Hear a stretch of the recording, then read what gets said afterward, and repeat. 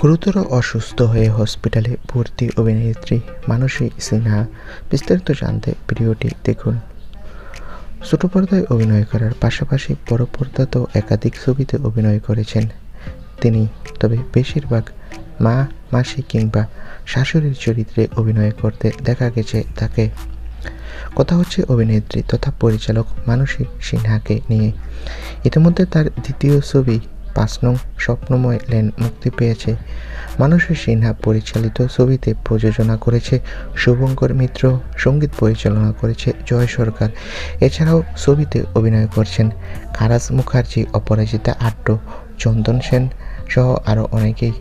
ছবি মুক্তির আগেই অভিনেত্রী বেশ খুশি ছিল। তবে গতকাল অসুস্থ হয়ে হসপিটালে ভর্তি হন অভিনেত্রী।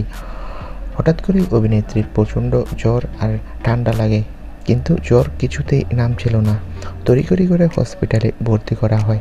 ডক্টর জানিয়েছে যে সময় মতো হসপিটালে আনাতে। তার শারীরিক অবস্থা এখন স্থিতিশীল, কিন্তু একটু দেরিতে আনলে বড় কোনো সমস্যা হয়ে যেতে পারত অভিনেত্রীর।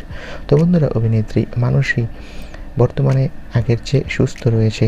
তোমরা কে কে তার অভিনয় পছন্দ করো কমেন্ট করে জানাও, আর আমাদের চ্যানেলটি সাবস্ক্রাইব করে রাখো। ধন্যবাদ।